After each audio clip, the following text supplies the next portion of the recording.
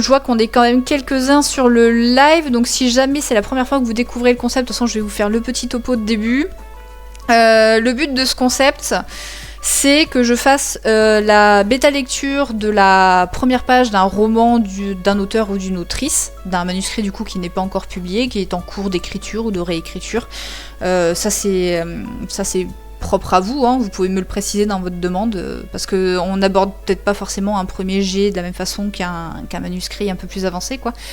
C'est un truc qui est gratuit, c'est-à-dire que moi je suis donc autrice et bêta lectrice professionnelle, et j'ai des prestations de bêta lecture avec différentes offres. La moins chère, c'est les 4000 premiers mots.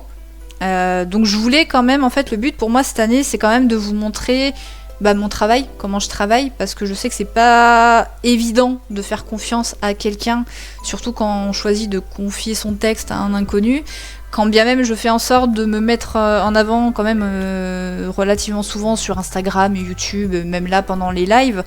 Le but aussi de me montrer, c'est que il y a un feeling qui se fait de toute façon quand vous découvrez quelqu'un sur internet, sur les réseaux, mais je sais que c'est pas évident d'envoyer déjà c'est flippant, hein, de faire lire son texte à quelqu'un, mais du coup de l'envoyer à une personne en plus qu'on est censé payer, donc on a un peu peur de donner son argent à n'importe qui, ce que je peux comprendre. Donc en fait mon but c'est justement de vous montrer comment je travaille pour que ça puisse un peu vous rassurer et d'avoir une idée un peu de à quoi vous attendre en termes de retour de bêta lecture. Voilà, sachant que chaque manuscrit est différent, il y a pas forcément toujours les mêmes types. Il y a des retours qui reviennent régulièrement, mais des fois, là je crois que sur celui qu'on va voir aujourd'hui, j'ai pas eu tant de retours que ça à faire, et vous voyez là j'ai commencé un nouveau contrat aujourd'hui et c'est pareil, c'est tellement fluide, on sent que c'est travaillé et du coup on n'a pas forcément besoin de faire énormément de retours à part dire que c'est bien, et ça faut le dire aussi, mais voilà, le but c'est de vous montrer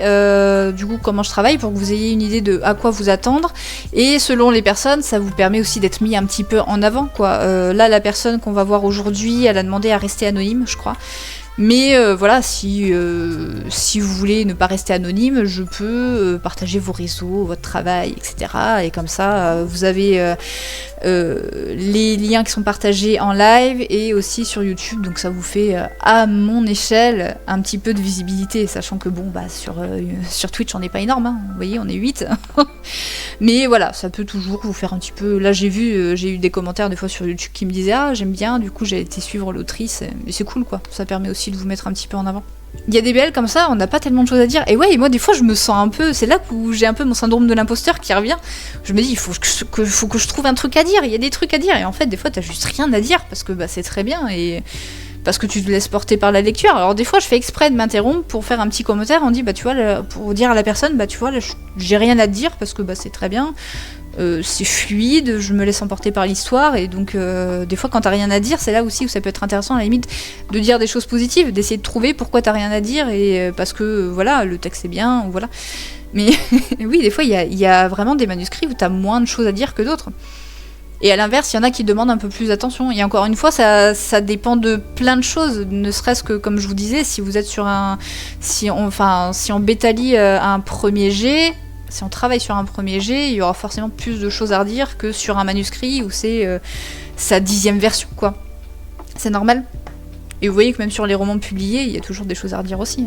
Donc comment ça se passe ? Donc c'est gratuit, vous avez un formulaire en ligne à remplir pour remplir votre demande, parce que je demande du coup des informations un peu sur votre roman, que vous m'envoyez votre première page, et je demande aussi surtout votre accord pour diffusion, parce qu'en fait là ce qui va se passer, c'est que je vais lire en live, et du coup ce sera rediffusé sur YouTube, la première page de vos romans, donc ce sera affiché, vous pouvez après me poser vos exigences, parce que là on va le voir, je vais lire le texte, il sera affiché à l'écran, mais vous pouvez éventuellement me dire, je veux bien que tu lises le roman, enfin la première page, mais je veux pas que ça soit affiché à l'écran, ou des choses comme ça. Le but, vous voyez, vous allez voir sur le partage d'écran, j'ai aussi caché, hein, on voit pas les noms, on voit rien, on voit juste le texte, je fais en sorte qu'il y ait rien qui fuite. Mais voilà, le but de ce formulaire, c'est aussi de vous demander votre accord pour diffusion. C'est-à-dire que, est-ce que vous êtes d'accord pour que ça soit diffusé en live et sur YouTube, que le texte du coup soit lu en live, est-ce que vous voulez rester anonyme, est-ce que voilà, je fais en sorte qu'en fait la communication soit claire dès le départ pour éviter des quiproquos ou des quiproquos, quoi. Et de toute façon, moi ce que je fais, je vous fais pas la surprise en live, c'est-à-dire que moi quand je bosse sur votre texte, au début d'ailleurs j'ai la question dans le questionnaire, mais il faudrait que je l'enlève parce que dans tous les cas je préfère déjà envoyer mon retour à la personne avant de faire le live. Donc en général je vais bosser sur le texte, je vais faire le retour, je vais l'envoyer à la personne pour lui dire voilà mon petit retour sur ta première page, voilà, n'hésite pas à me dire ce que t'en penses, si t'as des retours à faire ou autre. Il y en a qui des fois me commentent directement sur le manuscrit. Et je redemande à la personne, est-ce que c'est toujours ok pour toi pour que je le fasse en live et que ça soit rediffusé sur YouTube et tout ça. Comme ça, voilà, j'évite au plus possible les quiproquos. Là, vous voyez, la deuxième personne à qui j'ai envoyé le texte, elle m'a pas répondu. Donc, bah, pour le moment, tant que j'ai pas sa réponse, je vais pas diffuser son texte, quoi. Si, dernier topo que je vous fais, que je ferai toujours à chaque live, que je repartagerai sur YouTube. Moi, le plus important ici dans ce concept, c'est qu'on soit respectueux et bienveillant envers le travail de l'auteur et de l'autrice. Voilà. Autant pour moi, j'essaye de faire au mieux pour être dans mes commentaires respectueuse du travail de l'autrice. Si vous avez des choses à dire, que ce soit en live ou sur YouTube dans les commentaires, je veux que ça soit la même chose pour vous aussi et je serai intransigeante là-dessus. Voilà.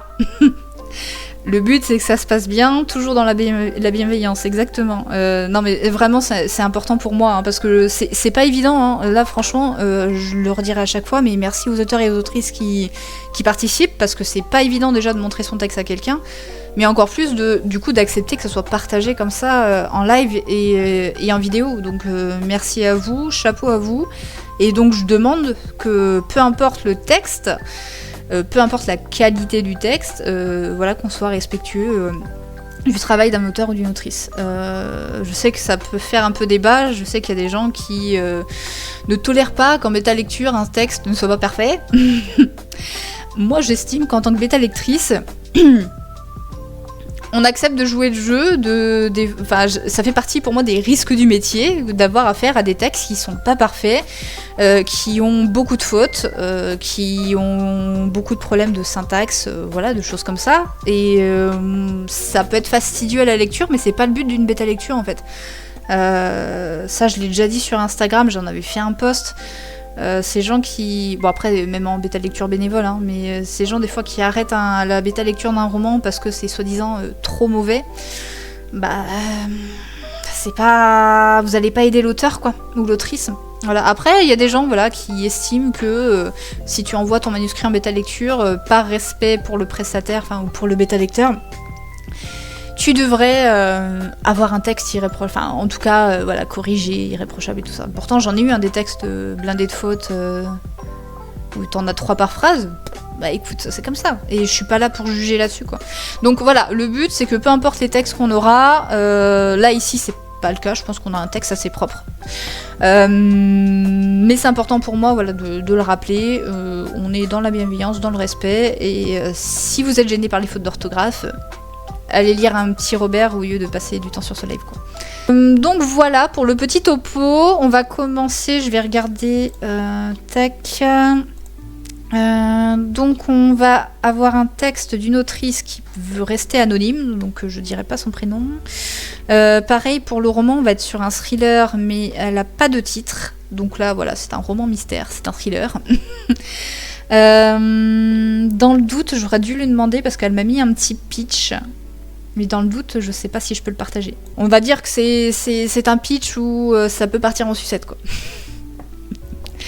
Donc c'est tout ce que je peux vous dire. En termes de réseau, elle veut pas que je partage ses réseaux. Donc voilà, en termes de roman, c'est tout ce que je vais pouvoir vous dire. On est sur un thriller et on va pouvoir commencer. Je vais vous partager du coup la première page. Soyez indulgents aussi, je suis pas la plus douée pour lire à l'oral. Vous aurez pas forcément à chaque fois le ton, l'intonation, je peux buter sur les phrases. Moi aussi je sors de ma zone de confort en faisant ça. Donc le prologue. En quelques jours, les arbres immenses qui défilent à présent de chaque côté de la voiture ont perdu de leur superbe. Si c'est pas la première fois que vous me voyez en live, j'ai tendance, et même si vous m'avez déjà eu en bêta lecture, je commente très souvent la première phrase, parce que moi j'estime que la première phrase d'un roman, c'est pas anodin. Ça en dit, c'est une porte ouverte en fait sur votre roman, sur votre univers, et des fois ça annonce un peu le ton et la couleur. Moi j'aime bien le voir comme ça. À la limite, pour les premières phrases des chapitres qui suivent, vous pouvez être sur des choses un peu plus banales entre guillemets. Moi j'aime bien que dans la première phrase, il y a un petit quelque chose en fait qui intrigue, qui surprend, qui suscite une émotion, on se dit ah c'est bizarre, ou alors voilà. Là en plus on est sur un thriller, donc je trouve intéressant peut-être de donner le ton dès la première phrase. Et dans le retour, vous allez pas le voir, mais moi sur le côté là j'ai les retours. Si vous voulez, en bêta lecture, moi je fonctionne comme ça, c'est que vous allez avoir le texte. Et moi je vais faire des retours en fait là sur le côté. Vous allez avoir des retours. Et là pour ce concept, à la fin je fais un petit retour écrit, voilà. Mais moi je vais fonctionner par annotation dans le manuscrit. Et selon la formule que vous prenez, vous allez aussi avoir un compte rendu écrit en plus des annotations. Il y a une formule sans le compte rendu et une formule avec, voilà, à des tarifs différents. Et le compte rendu peut faire entre 5, 6 et une dizaine, voire une quinzaine de pages selon les manuscrits. Où en fait je vais je vais synthétiser et je vais en fait faire le résumé déjà de ce qui fonctionne dans votre roman, donc vos points forts, parce que c'est important de les faire remonter et de les dire, quoi, parce que c'est des choses sur lesquelles vous allez pouvoir vous appuyer. Les points forts, et ensuite je vais développer les parties à retravailler. Très souvent, il y a plus de choses à redire dans les... Enfin, je développe davantage la partie des points à retravailler parce que je vais étayer beaucoup plus. Je vais donner des exemples. Si vous avez déjà travaillé avec moi, des fois, je vous rajoute de la lecture supplémentaire parce que pour étayer mes propos, je vais partager des articles, des ressources ou des choses comme ça.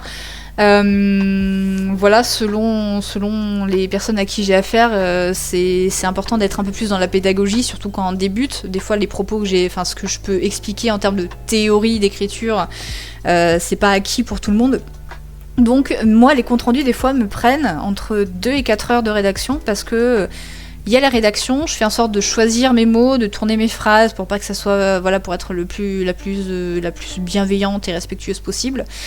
Et je fais aussi des recherches, donc selon si j'aborde un thème, par exemple, je sais pas, j'aborde le sujet du show don't tell, parce que l'auteur ou l'autrice est peut-être beaucoup trop dans le tell dans son roman et pas assez dans le show. Si c'est un truc qui a été récurrent, je vais en parler dans le compte rendu, et du coup des fois je vais partager des articles sur le show don't tell pour étayer un peu mes propos. Donc je fais des recherches, ça prend du temps.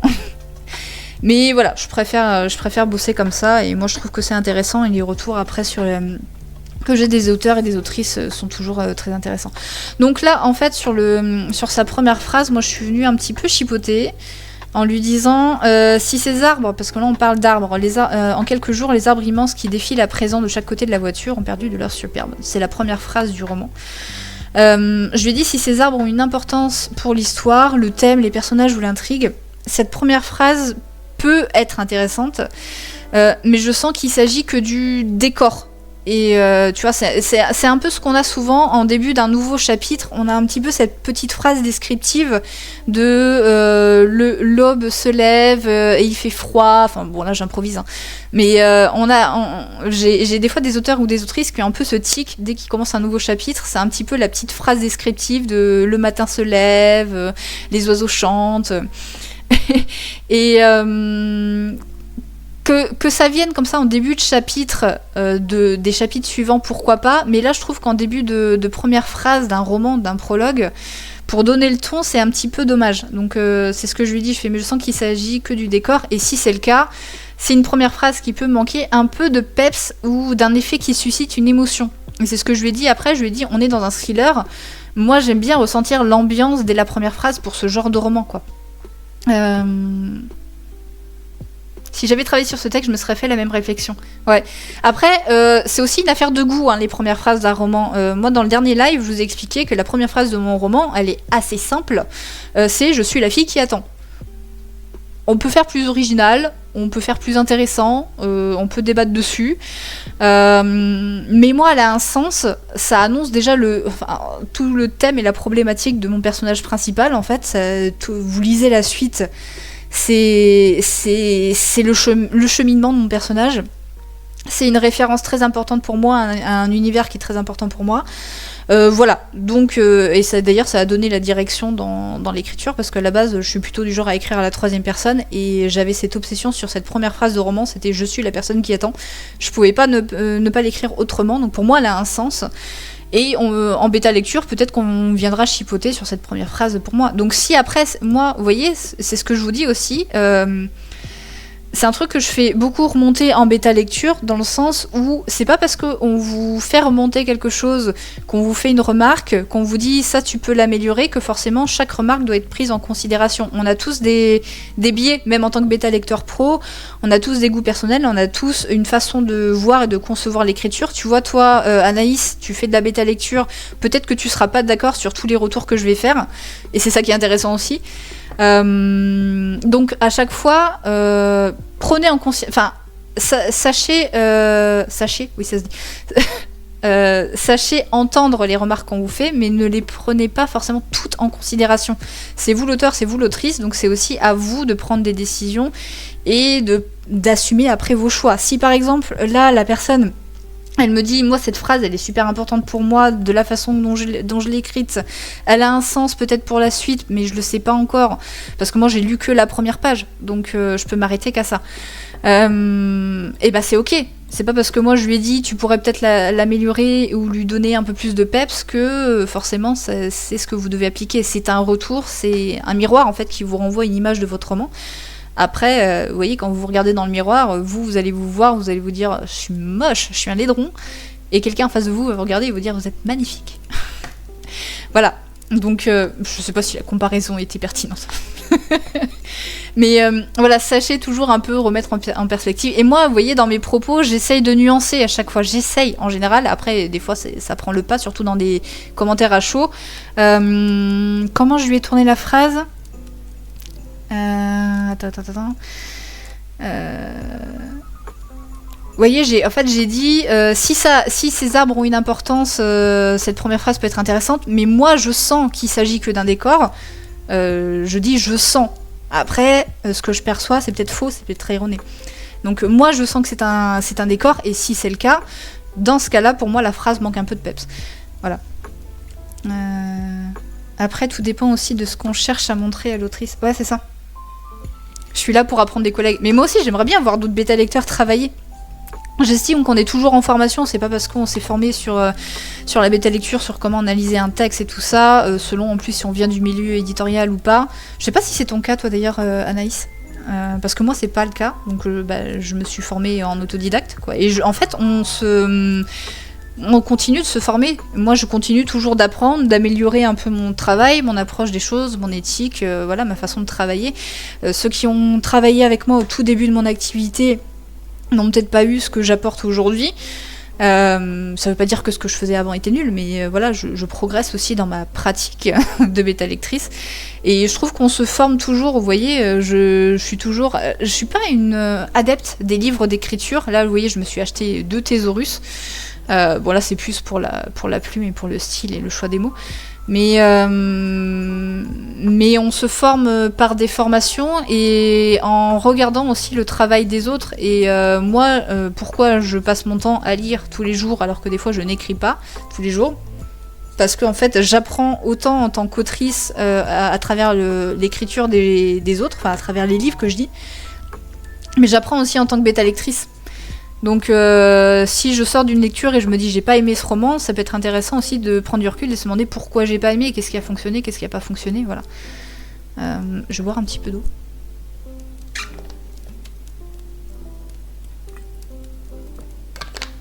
Donc voilà, donc ça c'était pour la première phrase. Donc en quelques jours, les arbres immenses qui défilent à présent de chaque côté de la voiture ont perdu de leur superbe. Sur les branchages emmêlés, le feuillage semble terne, sale, maladif. Leur corridor pèse sur la chaussée comme un poids mort empêchant de vous respirer. Je crois que j'avais mis que j'aime bien cette phrase. Cette phrase dans l'ambiance qu'elle transmet serait peut-être... Ah non, c'est ça. Alors déjà, j'aime bien cette phrase, c'est ça, c'est ce que je me suis dit là à la lecture. Et...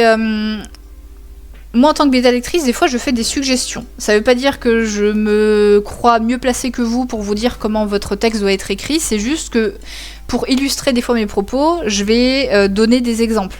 Ça veut pas dire que vous devez appliquer les exemples que je donne, c'est plus pour montrer en fait ce que j'ai voulu dire.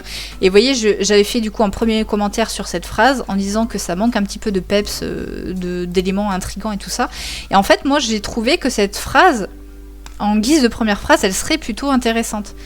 Je lui dis cette phrase dans l'ambiance qu'elle transmet serait peut-être plus intéressante en guise de première phrase, en retravaillant peut-être le contexte, mais je trouve qu'elle transmet quelque chose de sombre et d'oppressant, parfait pour un thriller, quoi. Donc, et ça m'arrive souvent là ces derniers temps sur des bêta-lectures que je fais, c'est que souvent la première phrase elle floppe un peu. Et derrière, vous allez avoir, quelque part dans le paragraphe, dans les phrases qui suivent, une phrase plus intéressante. Après, ça demande un peu à rafistoler le texte pour accrocher les wagons. Mais très souvent, ça m'arrive. Là, ça m'est arrivé encore ce matin, je crois. Je crois que c'est ce matin ou c'est sur le dernier texte que j'ai bossé. Je sais plus déjà. Mais il y a eu un texte, je crois que c'était ce matin, où c'est encore arrivé que la première phrase soit banale, on va dire, et qu'il y en ait une plus intéressante derrière. Donc là, c'est ce que je lui ai dit, et d'ailleurs, elle m'a répondu, elle m'a dit « Tu as tout à fait raison, ça me plaît bien comme idée. » Donc leur corridor pèse sur la chaussée comme un poids mort empêchant de respirer. Et si au bout du tunnel, il n'y avait pas de lumière. Et moi, je suis renchérie en disant « Voir celle-ci aussi, elle peut être pas mal. Si tu commences par ça et que tu enchaînes par le paragraphe précédent, je trouve que ça fait son petit effet. » Tu restes et c'est là en fait que je remets les choses en perspective. Je lui dis tu restes l'autrice, bien sûr les suggestions que je te fais c'est surtout pour illustrer mes propos, ce que je vous disais, mais évidemment tu restes libre de les prendre en considération ou non. Et elle me dit idem. Donc vous voyez là vous avez quand même un premier paragraphe où il y a des choses intéressantes, mais je pense qu'en termes d'ordre d'écriture il y a peut-être quelque chose à faire à ce niveau là quoi. Ce que je rappelle aussi aux autrices quand je commente, je dis c'est ce que je pense, mais tu as peut-être une autre vision. Oui, c'est ça, et puis des fois on passe à côté. C'est-à-dire que des fois, en tant qu'auteur, on a une intention, on écrit des fois une phrase. Ouh, le ciel s'assombrit, je sais pas si la luminosité va être bien. Parce que j'ai pas mis la lumière. Oui, des fois, en fait, on écrit une phrase qui a un sens. Vous voyez, moi, ma première phrase dans mon roman, elle a un sens pour moi, elle est très importante.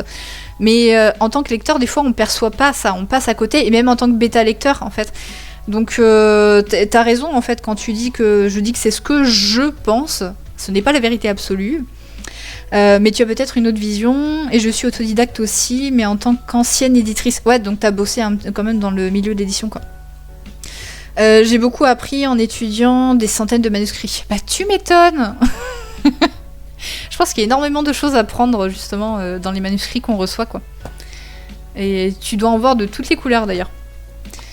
Donc et si au bout du tunnel il n'y avait pas de lumière. Moi je trouve qu'en termes de première phrase ça peut être sympa quoi. Des pavillons propres, quasi identiques, se font face tels des murailles imposant une destination unique. Le regard de Sarah s'attarde sur les massifs aux fleurs cautérisés par l'été. J'aime bien aussi. En fait, dans le style, je trouve qu'il y a des choses méga intéressantes dans ces expressions et ces tournures de phrases.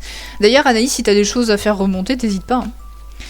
Elle glisse ses mains froides. Ah oui, donc le regard de Sarah s'attarde sur les massifs aux fleurs cautérisées par l'été. Elle glisse ses mains froides entre ses cuisses et se demande comment ils ont bien pu choisir de vivre dans ce quartier, une banlieue bout du monde. Bon retour chez nous, mon amour. Elle se retourne lentement vers Joshua, qui vient de couper le contact de la Volvo dans l'allée de la maison, et se force à lui rendre son sourire. Elle inspire pour se donner le courage et ouvre la portière. La douleur irradie dans son bas-ventre lorsqu'elle tente de quitter l'habitacle, lui arrachant un cri. Cramponnée au bras de Joshua, elle parvient à gravir les quelques marches du perron, puis entre hésitante. J'aime bien ces descriptions, c'est vivant et imagé. Ouais, tout à fait. Alors que son mari retourne récupérer sa valise dans le coffre, elle balaie du regard le salon, devenu inhospitalier malgré le bouquet de ses fleurs préférées qu'il a déposé sur la table. Comme si, en perdant cette vie dans son ventre, c'est l'intérêt de respirer, de voir, d'apprécier qui lui a été arraché. Et moi, je lui ai mis... c'est une bonne façon d'amener les choses progressivement et de façon naturelle. Tu as déjà placé des douleurs dans le bas du ventre, vous voyez, un petit peu plus haut. Moi, j'avais tiqué là-dessus à la lecture, mais j'avais pas fait de remarques. Je me suis dit, douleur qui irradie dans le bas du ventre, c'est bizarre. Et puis vraiment, on le place là, et puis après, on passe à autre chose. Je me suis dit, il y a un truc. Et là, elle en reparle, et je trouve que c'est fait de façon naturelle. Donc tu as déjà placé des douleurs dans le bas du ventre un peu plus haut, et en tant que lecteur on tique, on se demande de quoi il est question, et tu apportes les réponses un peu plus loin, c'est bien dosé, ça nous met directement dans l'empathie. Il y a souvent, vous voyez, je l'ai vu encore dans le roman que j'ai commencé ce matin, on est très souvent tenté en début de roman de vouloir tout expliquer à ses lecteurs, parce qu'on veut qu'ils comprennent, ce qui est normal. Sauf que des fois on a tendance à en faire trop, et on a tendance des fois à tout dire tout de suite, et ça devient des fois lourd à la lecture. Et dans un début de roman, on a besoin d'accrocher tout de suite, on a besoin d'avoir le sentiment de rentrer dans une histoire et que ça avance, même si le début forcément des fois ça pose un contexte un peu plus lent. Si vous lisez des romans de fantasy, des fois on a des pages et des pages de world building, mais c'est toujours en fait mis en situation à travers les personnages et l'histoire. Et il y a des fois des auteurs et des autrices qui vont se perdre. Là, vous voyez, ce matin, on avait vraiment beaucoup de descriptions de comment se sent le personnage, qu'est-ce qu'il vit, qu'est-ce qu'il traverse. Et dès qu'il se passait un truc, par exemple, on reçoit un message d'un membre de sa... le personnage reçoit un message du membre de sa famille, on se dit « Ah, ça y est, il se passe enfin un truc !» Et en fait, dans les échanges par message, c'était juste un prétexte pour parler de la personne, du membre de la famille. En fait, oui, on est frères et sœurs, et du coup, dans notre passé, on a connu ça, et voilà. Et ça a été ça pendant 2-3 fois, et en fait, à chaque fois qu'il se passait un truc, c'était juste un prétexte pour expliquer des choses. Et des fois, en fait, ça manque de naturel. Et moi, ce que je répète souvent aux auteurs, c'est qu'on n'a pas besoin de tout savoir tout de suite. On peut nous poser un premier contexte, de poser une première problématique. Là, vous voyez, c'est ce qu'elle fait, c'est-à-dire qu'elle a visiblement perdu son enfant. Et c'est suffisant. Pour le moment, c'est suffisant. On verra après ce qui se dit par la suite. De toute façon, là, pour le moment, on n'a qu'une page. Mais c'est suffisant déjà pour se dire, ok, il se passe un truc, on entre un peu en empathie, il suffit qu'on ait vécu ça, forcément, on s'identifie au personnage, et on va vouloir savoir ce qui s'est passé, le pourquoi et les conséquences et tout ça, quoi. Ça m'a interpellée aussi, mais pas dans le mauvais sens. Oui, plus dans la curiosité, c'est ça. Le sous-entendu ensuite nous donne une réponse pertinente. Et là, vous voyez, là, l'autrice, elle a même pas eu besoin d'expliquer. Oui, alors c'est parce que elle a eu un accident, il s'est passé ci, il s'est passé ça, et du coup, elle a perdu le bébé, elle a passé 3 semaines à l'hôpital. Ça a été dit. Bon, là, je caricature. Mais en fait, je caricature, mais c'est très souvent ce qu'on a dans les débuts de romans, surtout que quand on débute. Si c'est un premier roman, un deuxième roman, on a un peu cette tendance à vouloir faire ça. Et c'est normal, mais c'est dommage parce que du coup on perd l'attention des lecteurs, ça ralentit le rythme. Et là typiquement dans le roman que j'ai commencé ce matin, j'ai commencé le chapitre 4, on n'avait pas démarré l'histoire en fait. Et c'est dommage. C'est dommage parce que même s'il y a beaucoup de choses à dire et que c'est méga intéressant, je pense que des fois il y a des choses qu'on peut amener plus tard ou qu'on peut amener de façon mieux dosée en termes de rythme. C'est-à-dire que oui, on peut lâcher un peu d'info-dumping, mais il faut que ça soit des fois un peu plus alterné avec ce qui se passe concrètement dans la réalité. Et voilà quoi. C'est une question de dosage. Là je trouve que c'est vraiment bien fait, c'est ce que je lui ai dit quoi. C'est ça, elle le dit sans se sentir obligée d'épiloguer, c'est dynamique et c'est plus percutant que si elle avait donné de longues explications. Voilà, c'est ça. Et des fois, on n'a pas besoin d'explications. Moi, tu me dis juste, elle a perdu son bébé dans un accident. 2 phrases, c'est suffisant, quoi. Est-ce qu'on a besoin de savoir ce qui s'est exactement passé du début à la fin ? Là, en fait, ça pose un contexte, une problématique pour le personnage et c'est top, quoi. Vous risquez de traverser une période de rejet de tout ce qui vous rappellera l'accident. Madame Vasquez l'avait prévenu, le psychologue... Ah oui, il y a une petite faute là. L'avait prévenu le psychologue de l'hôpital, ou la psychologue de l'hôpital. Fermez les yeux et oubliez ces battements d'ailes de papillon sous son nombril, j'ai envie de pleurer, qui lui avaient confirmé ce que prédisaient ses bouffées de chaleur et ses seins lourds. Même si, à la différence de ses 2 autres grossesses, elle avait... Ah oui, ça, j'avais tiqué là-dessus. Elle avait continué à avoir ses règles et puis ces satanées douleurs dans les reins. Et moi j'étais là, ah, c'est possible ça? C'est ce que je lui ai mis comme remarque. Et après, j'ai fait une recherche sur internet et j'ai vu que c'était possible. Mais j'étais pas au courant que, en fait, en début de grossesse, ou même visiblement peut-être durant toute la grossesse, on peut continuer à avoir ses règles. C'est pour ça, en fait, j'ai posé la question pour me dire. Est-ce que là, je pense qu'elle maîtrisait le sujet, donc je me doutais que c'était pas dit par hasard et que elle balançait pas ça en l'air. Mais je me suis dit, je pose la question au cas où, donc je lui ai juste dit, ah c'est possible, j'apprends quelque chose quoi. Et elle m'a dit, elle me fait oui, le corps est une drôle de machine. Et en effet, si tu fais tes recherches, tu vois que c'est possible quoi. Mais ouais, j'étais surprise. Installée dans un fauteuil qui lui semble taillé dans le marbre froid, vous voyez, encore moi je trouve dans le on appelle ça des métaphores quoi, ou qui lui semble taillé, est-ce que c'est plus une comparaison, mais dans les images que ça renvoie, dans le style, je trouve que ça renvoie quelque chose quoi. Je trouve ça chouette au niveau du style quoi. C'est très imagé je trouve comme description. Sarah regarde John faire du thé, lui apporter un plaid et être aux petits soins. Elle aimerait qu'il arrête, qu'il se pose à côté d'elle et qu'ils écoutent le silence ensemble. Écoutez le silence. Bon là c'est pas très à propos, c'est plutôt triste mais c'est peut-être sa façon à lui de gérer le chagrin, je ne suis pas la seule à souffrir. Je crois que je lui ai rien dit d'ailleurs sur la fin du texte. Vraiment c'est fluide, c'est bien. Tu dois te reposer, mon amour, dit-il de sa voix presque trop douce. Nos adorables terreurs vont débarquer d'ici 2 heures. Moi je viendrai peut-être chipoter, je l'ai pas dit. Je sais pas comment tu le traites ça toi Anaïs. Les chiffres, moi je les écrirai en lettres. Je crois que j'avais déjà vu ça dans un roman où on avait 20 ans plus tard, 40 ans plus tard, 10 siècles, et en fait c'était toujours écrit en chiffres, et moi ça me perturbe. Alors après je suis pas correctrice, mais pour moi il faudrait l'écrire en lettres. Donc si tu passes par là, toi autrice anonyme, ça tu vois j'avais pas tiqué à ma lecture, mais je pense qu'il faut l'écrire en lettres. Elle a un très bon style, très agréable, ouais. Les chiffres en lettres, ouais c'est ça. Sauf certains cas. Il y a quoi comme cas? Enfin, à part si ça te prend pas 4 heures à expliquer, mais j'arrive pas à voir de tête. Qu'est-ce que je pourrais écrire en chiffres? Parce que même l'âge, les heures, les années... Qu'est-ce qu'on écrit en chiffres? Ah oui, les dates. Les dates, les numéros de rue, des choses comme ça peut-être. Ouais, c'est ça. Ok. Oui, je pense que oui, il y a des choses qui coulent de source, mais de façon générale, ouais, je pense qu'il faut l'écrire en lettres.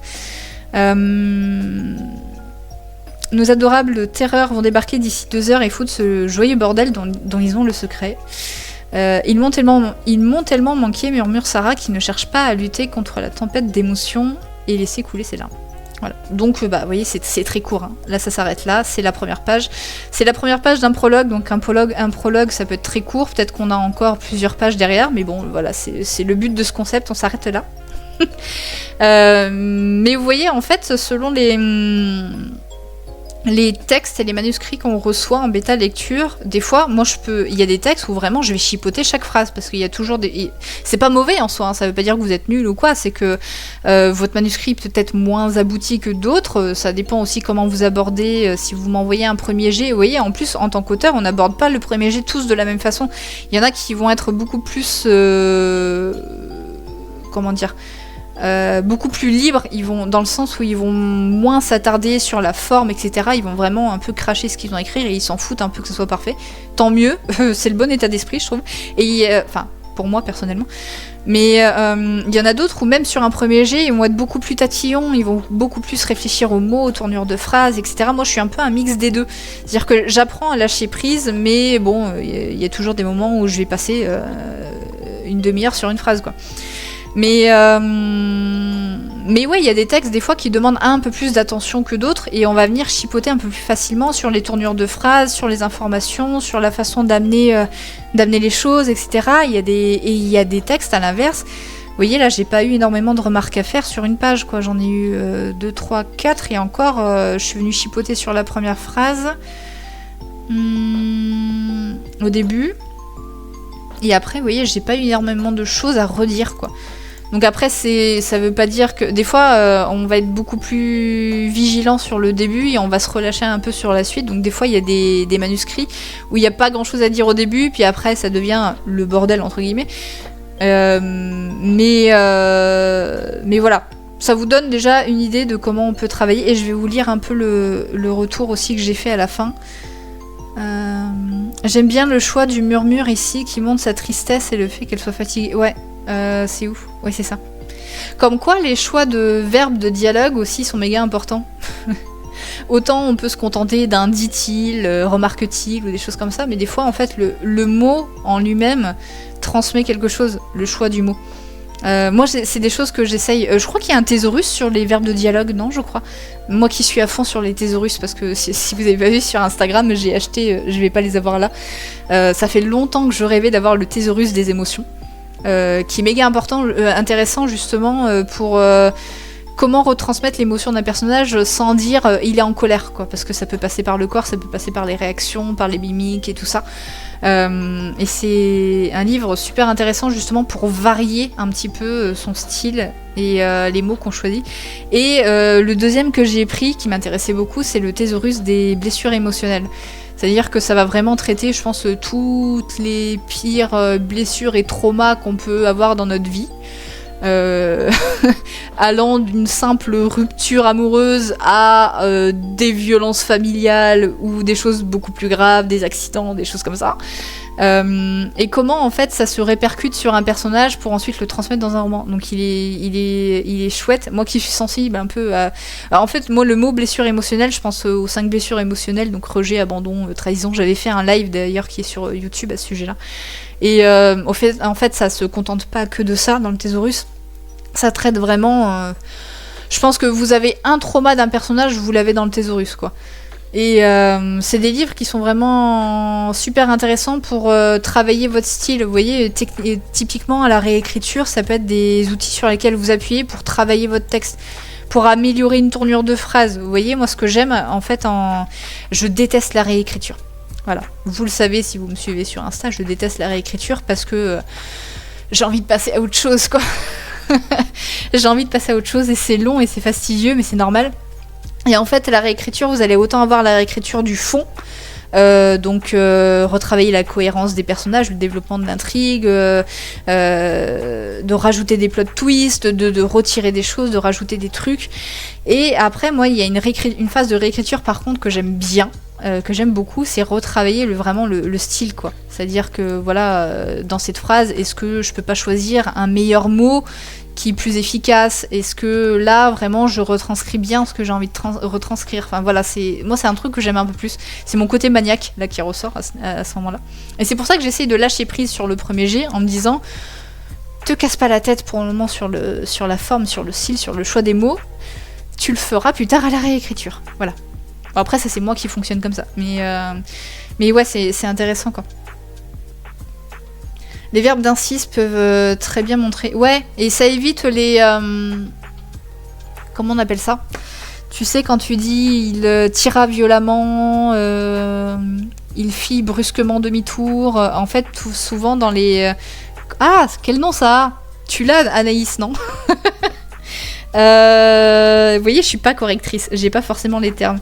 Mais c'est brusquement, machinalement, lentement, qui font que des fois ça alourdit un peu la phrase. Ça veut pas dire qu'il faut jamais les écrire, mais des fois, en fait, par exemple, je sais pas, il tomba brusquement au sol. Des fois, dire juste il chuta, c'est plus efficace que de dire il tomba brutalement au sol. Enfin voilà, là c'est un exemple un peu bancal, mais des fois dans les choix des mots, les tournures de phrases, il y a des fois un mot beaucoup plus efficace pour formuler une idée, transmettre une émotion ou autre, qu'une tournure de phrase à rallonge, quoi. Pléonasme. Non, c'est pas pléonasme, c'est un adverbe. C'est un adverbe. Quand t'écris lentement, machinalement, brusquement, fatalement... Il y a un roman que je vous donnerai pas le nom, mais il y a un roman que j'ai d'INF, publié en maison d'édition, où c'était quasiment que ça. Et donc que ça arrive de temps en temps, parce que bah voilà, ça fait partie aussi de la langue française, hein. Moi aussi j'en écris, mais quand c'est quasiment... quand on a plusieurs dans un même paragraphe, des fois c'est un peu lourd. Et le problème, c'est que des fois, quand je tique sur un truc comme ça, après, je ne vois que ça. Donc ça, des fois, ça m'arrive aussi en bêta lecture. Des fois, je vais repérer un tic d'écriture chez l'auteur et l'autrice, et après, je ne vois plus que ça. Ou des répétitions. C'est-à-dire que des fois, dans un texte, dans un paragraphe, vous allez avoir toujours le même début de phrase. Elle fait ceci, puis elle fait ceci, elle arrive là. Et souvent, j'ai vraiment eu des textes où, en fait, dans un même paragraphe, ça commence par elle. Et en fait, ça crée un sentiment aussi de redondance et de répétition qui peut un peu alourdir le texte, l'air de rien, en fait. Et des fois, c'est des choses que vous allez beaucoup plus remarquer, par exemple, en lisant votre texte à haute voix. Et c'est des choses comme ça, des fois aussi, que je peux remonter en... Ah oui, un adverbe, oui, c'est ça. Je te rejoins, la réécriture, c'est une plaie, mais c'est the étape. Ah ouais, non, mais grave, c'est une étape qu'on peut pas passer. Clairement. C'est là où on voit la différence, justement, entre un texte et... je sais pas toi, d'ailleurs, Anaïs, moi, la lecture, souvent, je sens si... Parce que maintenant, je le demande sur le formulaire de demande de bêta lecture, à quelle étape en est le manuscrit, si c'est un premier jet pur, s'il y a déjà eu des réécritures dessus ou pas. Mais en général, ça se sent, si un texte est travaillé, tu vois. Là, tu vois, typiquement, je trouve que le texte est travaillé, et je pense pas qu'on est sur un premier jet. Mais ouais, grave. Oui, je vois, mais je l'ai pas non plus. Je l'ai sur la langue pléonasme. Oui, donc adverbe. Mais je crois que c'est un autre nom. C'est possible. C'est possible. Je sais plus. Mais bref. Donc le petit retour que je lui ai fait, bon, c'est très court comme extrait, donc forcément c'est un peu frustrant de s'arrêter ici. Mais tu as un bon début de roman qui pose déjà des bases intéressantes, qui rentrent rapidement dans le vif du sujet, avec un personnage qui a eu un accident et perdu un bébé. C'est bien dosé dans le style et dans la plume, ça se lit très bien, et on sent que le texte a déjà été travaillé. Vous voyez, c'est ce que je disais. De mon ressenti en tout cas. Je viendrai peut-être questionner... Ah oui, c'est ça. Je viendrai peut-être questionner la notion de prologue et sa place dans le roman. Je n'ai lu que la première page, donc j'ai pas accès à la suite.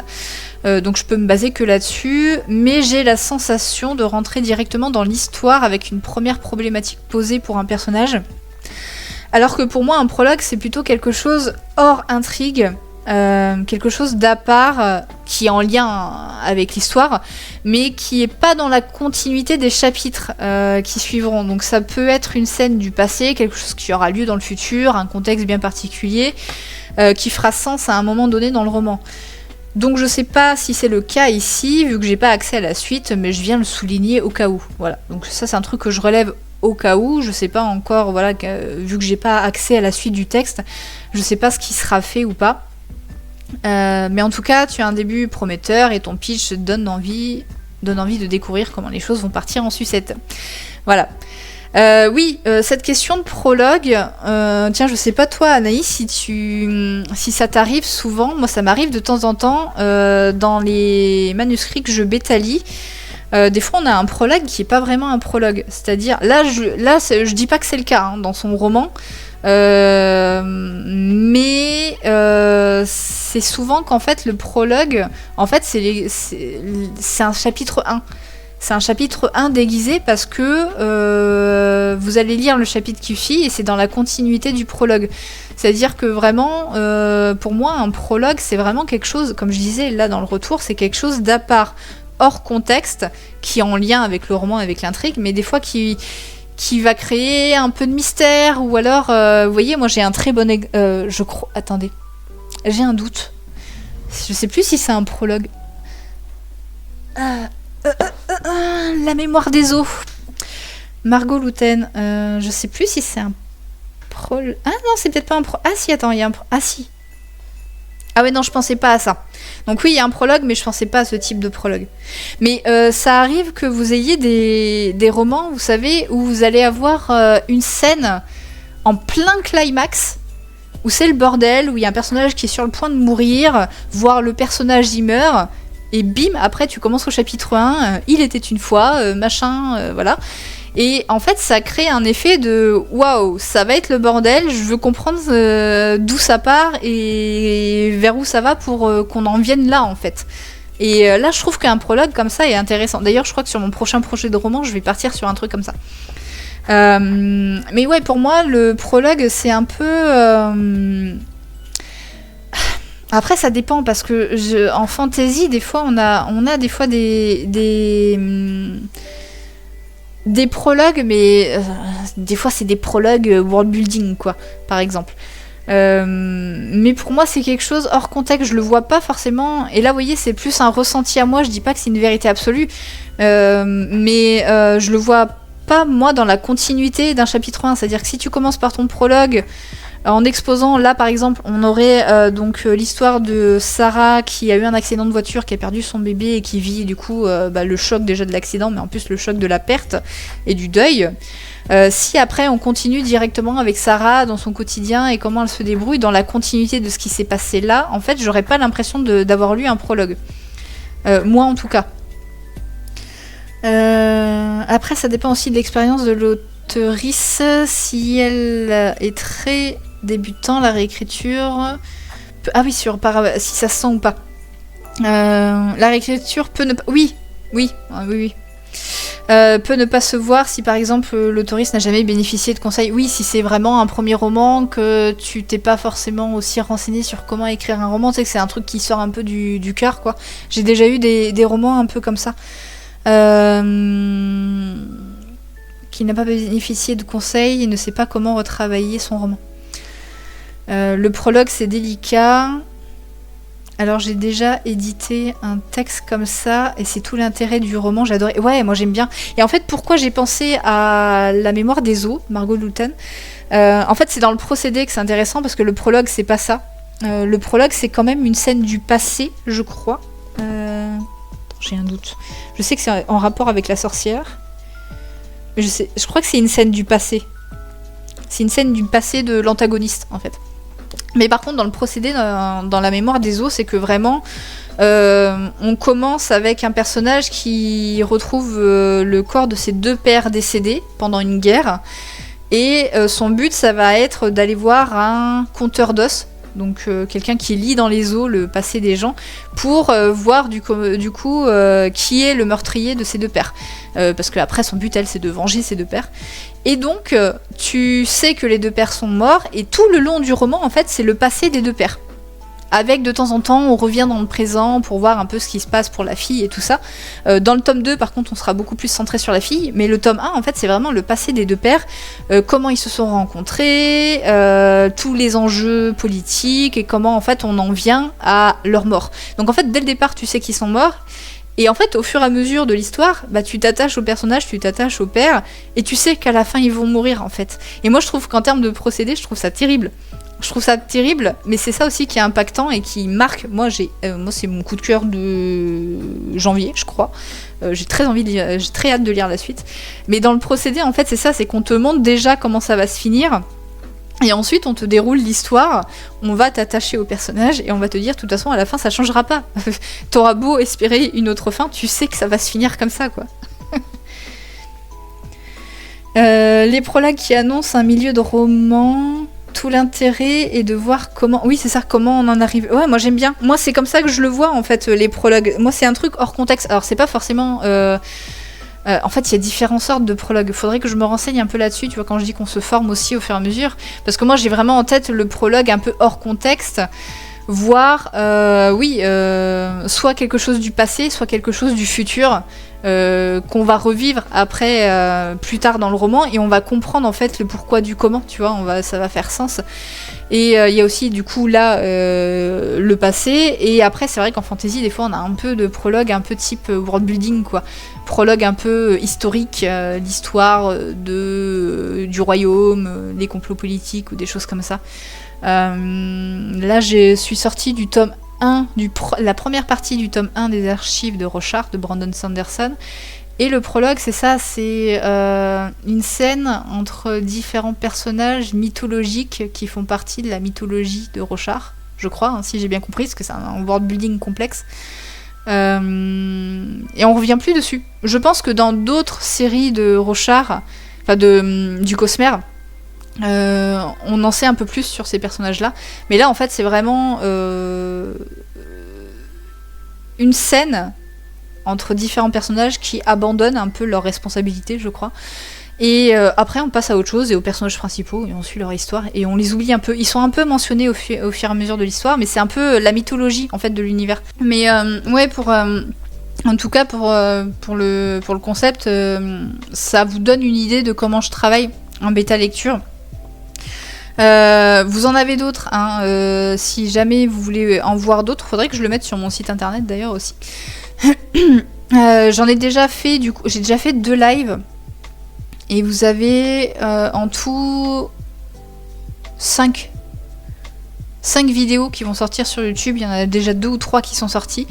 Les rediffusions sortent un peu au compte-gouttes, comme je vous disais au début de live. Donc si jamais vous voulez voir d'autres textes sur lesquels j'ai bossé là en live, vous avez ma playlist, vous avez ma chaîne YouTube, donc Maria Vilessa, hein, je vous le remets dans le chat, c'est mon nom en fait. C'est le même nom sur Instagram si jamais vous voulez participer au concept.